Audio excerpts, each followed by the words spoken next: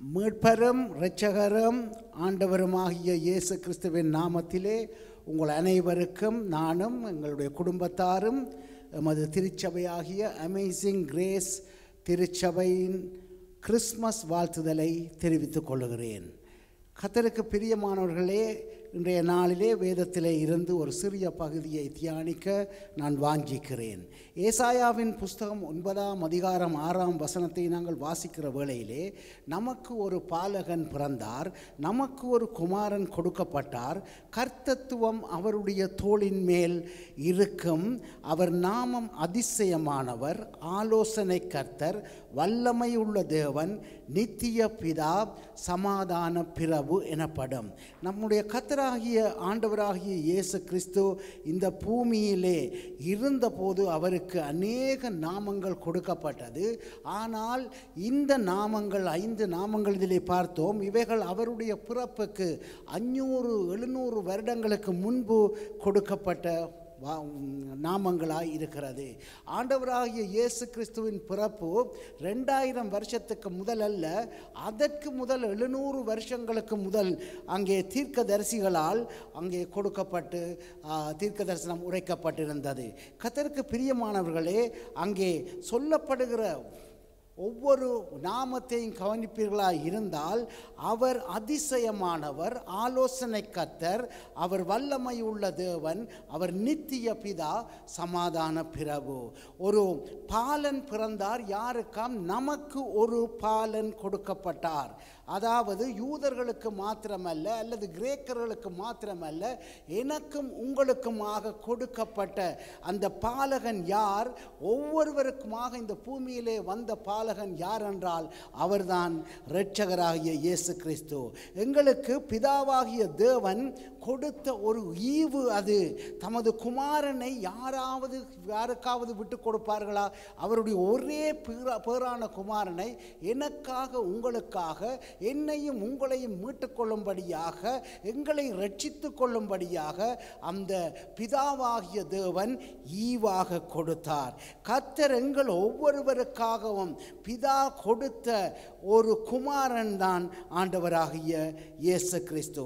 கர்த்தருக்கு பிரியமானவர்களே, ஆண்டவரை அறிந்த தேவனுடைய குமாரருக்கு மாத்திரமல்ல, யூதர்களுக்கு மாத்திரமல்ல, இந்த உலகத்திலே வாழும் எல்லாருக்கும், யாவருக்குமாக கொடுக்கப்பட்ட ஒரு ஈவுதான் ஆண்டவராகிய இயேசு கிறிஸ்து.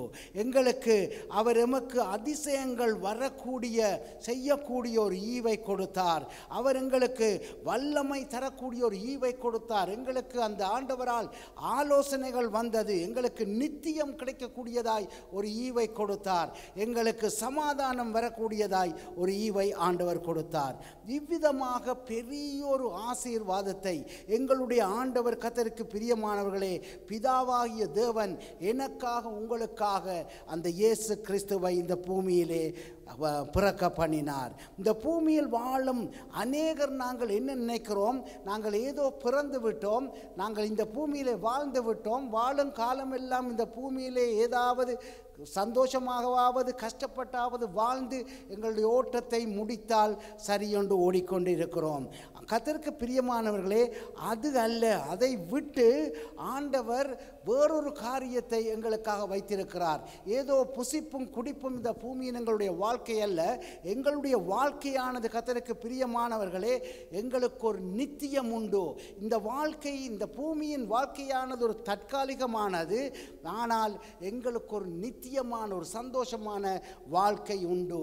இந்த வாழ்க்கைக்கு பின்பு, நாங்கள் மரித்த பின்பு எங்களுக்கு இன்னொரு வாழ்க்கை உண்டு. கர்த்தருக்கு பிரியமானவர்களே, அதுதான் கிறிஸ்மஸ் நாளிலே எங்களுக்கு கிடைக்கக்கூடிய பெரிய ஒரு சந்தோஷமான செய்தியாய் காணப்படுகிறது. அவர் எங்களை ரட்சிக்கும்படியாக வந்தார். அவர் எண்ணத்திலிருந்து எங்களை ரட்சிக்கும்படியாக வந்தார். பாவத்திலிருந்து ரட்சிக்கும்படியாக வந்தார்.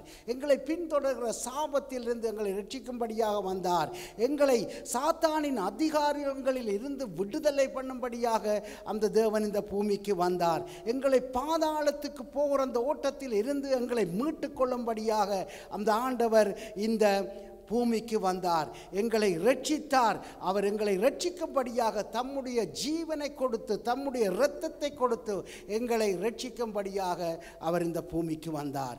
அந்த சாத்தான் இந்த பூமியிலே எங்களுக்கு கொடுக்கப்பட்ட, ஈவாக கொடுக்கப்பட்ட எங்களுடைய வாழ்க்கையின் சந்தோஷங்களை எல்லாம் அவன் எடுத்து போட்டான், இன்றைக்கு அழித்து போட்டான்.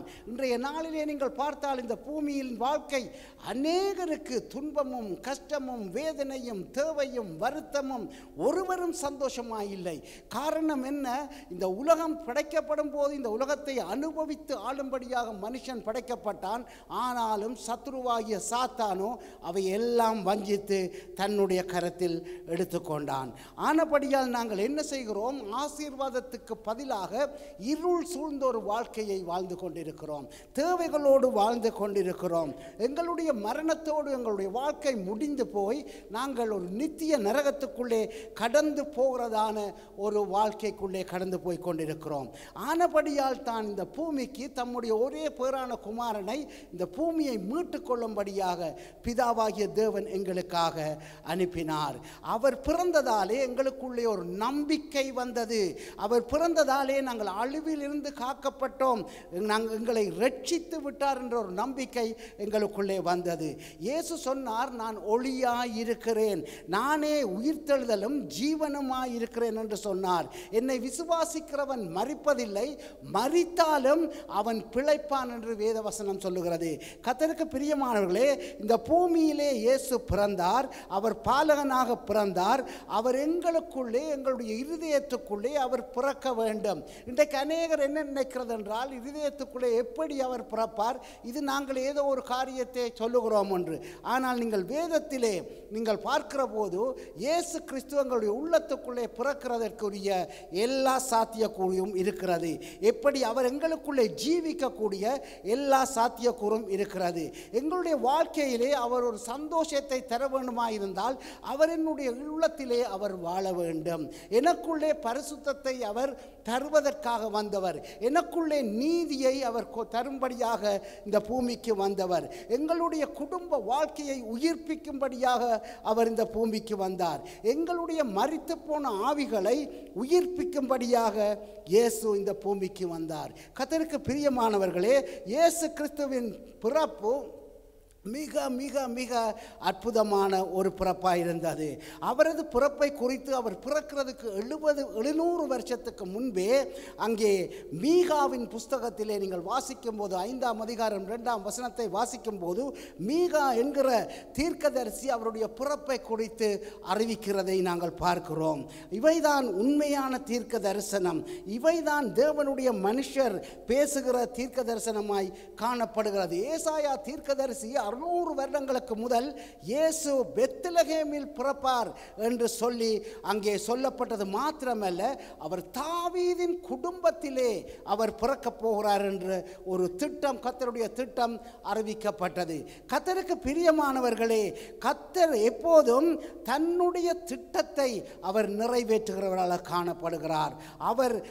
அவர்தான் அவர் சொன்னார், அவர் நினைவுகள் எங்கள் நினைவுகள் அல்ல. கர்த்தருடைய திட்டம் எங்களுடைய திட்டத்துக்கு கிட்டவும் வராது. அவருடைய திட்டம் வேறாய் இருக்கிறது. எப்போதும் நாங்கள் கர்த்தருடைய திட்டத்துக்குள்ளே நாங்கள் இருந்து விட வேண்டும். அப்போதுதான் கர்த்தர் எங்களுக்காக தம்முடைய தூதர்களுக்கு கட்டளையிடுவார். 91ஆம் சங்கீதத்திலே நாங்கள் வாசிக்கிற போது வேதம் சொல்லுகிறது, உங்களை காக்கும்படி தன்னுடைய தூதருக்கு அவர் கட்டளையிட்டார் என்று சொல்லுகிறது.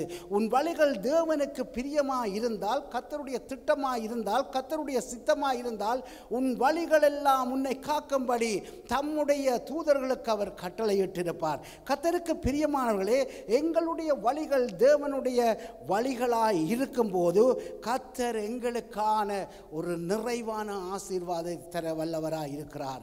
இயேசு பிறந்தது எங்களுக்கு ரட்சிப்பு தரும்படியாக. இயேசுவின் பிறப்பை குறித்து நாங்கள் சுவிசேஷங்களிலே வாசிக்கும் போது, யோவான் எழுதின சுவிசேஷத்தில் நீங்கள் பார்க்கும்போது 1 அதிகாரம் 1 வசனத்தை பாருங்கள். அங்கே சொல்லப்படுகிறது, ஆதியிலே வார்த்தை இருந்தது, அந்த வார்த்தை தேவனிடத்தில் இருந்தது, அந்த வார்த்தை தேவனாயிருந்தது. அப்ப தேவன் என்னவாம்? வார்த்தை தேவனாயிருந்தது. அந்த காரியங்களை வாசித்துக் கொண்டு நீங்கள் 14 வசனத்துக்கு கடந்து வரும்போது, அந்த வார்த்தை மாம்சமாகி, அந்த வார்த்தை, அதாவது ஆதியிலே பரலோகத்தில் இருந்த வார்த்தையானது அது மாம்சமானது. அது மாம்சமாகி கிருபையினாலும் சத்தியத்தினாலும் நிறைந்தவராய் அவர் நமக்குள்ளே வாசம் பண்ணினார். ஆனபடியால் நல்லா விளங்கிக் கொள்ளுங்கள், எங்களுக்குள்ளே இயேசு பிறக்க வேணும் என்றால் அவருடைய சத்தியமும் கிருபையும் அவருடைய வார்த்தைகள் எங்களுடைய உள்ளத்திலே வந்தால் அதுதான் தேவன், அதுதான் இயேசு கிறிஸ்து. எங்களுக்குள்ளே வார்த்தைகள் வரும்போது இயேசு கிறிஸ்து எங்களுக்குள்ளே பிறக்கிறார். இதுதான் சத்தியம். இயேசு கிறிஸ்து குழந்தையாய் அப்படி பிறப்பதில்லை, அவருடைய வார்த்தை வர வேண்டும். ஏனென்றால் ஆதியிலே வார்த்தை இருந்தது, அந்த வார்த்தை தேவனிடத்தில் இருந்தது, அந்த வார்த்தை தேவனாகவே இருந்தது. அந்த வார்த்தை தான் மாம்சமாகி இயேசுவாக வந்தது. அந்த வார்த்தை எங்களுக்குள்ளே வரும்போது கர்த்தருக்கு பிரியமானவர்களே, அந்த வார்த்தை என்ன செய்கிறதாம்? அந்த வார்த்தை நமக்குள்ளே வாசம் பண்ணது, அவருடைய மகிமையை கண்டோம். ஆண்டவருடைய மகிமை என்ன செய்கிறது? அந்த ஆண்டவருடைய இயேசு கிறிஸ்துவினுடைய மகிமைக்கு ஏற்ற மகிமை எங்களுக்குள்ளே வருகிறது. எங்கள் மூலமாக இயேசு கிறிஸ்து வெளிப்படுகிறார் என்றால் இயேசு கிறிஸ்துவின் முகம் என்னிலே தெரிவதில்லை, இயேசு கிறிஸ்துவின் மகிமை என்னிலிருந்து புறப்பட்டு போகும். இயேசு கிறிஸ்துவின் நாமம் என் மூலமாக மகிமைப்படும். இயேசு எனக்குள்ளே வாழ்கிறார் என்றால் அவருடைய நாமத்தை நான் மகிமைப்படுத்துகிறவனாக மாறுவேன். ஆனபடியால் இயேசு கிறிஸ்து பிறந்த இந்த நாளிலே அவர் எங்களுடைய உள்ளத்திலே பிறக்க வேண்டும். அதாவது வார்த்தையானது எங்களுக்குள்ளே இருக்க வேண்டும். வார்த்தை மாம்சமாகி கிருபையினாலும் சத்தியத்தினாலும் நிறைந்தவராய் எமக்குள்ளே அவர் வாசம் பண்ணினார். அந்த ஆண்டவராலே எங்களுக்குள்ளே வாசம் பண்ண முடியும். ஆனபடியால் இந்த கிறிஸ்மஸ் நாளிலே உங்கள் அனைவருக்கும் ஒரு நற்செய்தியை சொல்லுகிறேன். நற்செய்தி என்ன? அந்த ஆண்டவர் இந்த பூமியிலே பிறந்து 2000 வருஷம் ஆகிவிட்டது. ஆனால் இன்று எனக்கும் உங்களுக்குள்ளேயும் வார்த்தையாய் அவர் பிறக்க வேண்டும். எப்போது அவர் எங்களுக்குள்ளே பிறக்கிறாரோ அந்த இயேசு எங்கள் மூலமாக மகிமைப்படுவார். எங்களுக்குள்ளே ஒரு ரட்சிப்பு வரும், ஒரு நீதி வரும், ஒரு சமாதானம் வரும். நாங்கள் நித்தியத்துக்குள்ளே கடந்து செல்லுவோம். இதுதான் மிக மிக முக்கியமான சத்தியமாய் காணப்படுகிறது. ஆனபடியே இந்த ஆண்டவரை யாவரும் ஏற்றுக்கொள்ளுவோம், அவருடைய வார்த்தைகளை ஏற்றுக்கொள்ளுவோம். அந்த ஆண்டவர் எங்களோடு கூட இருந்து எங்களை ஆசீர்வதிப்பாராக. Once again, I wish you all a very, very happy Christmas and a prosperous New Year 2025. Thank you. Amen. கர்த்தர் உங்களை அனைவரையும் ஆசீர்வதிப்பாராக. God bless you.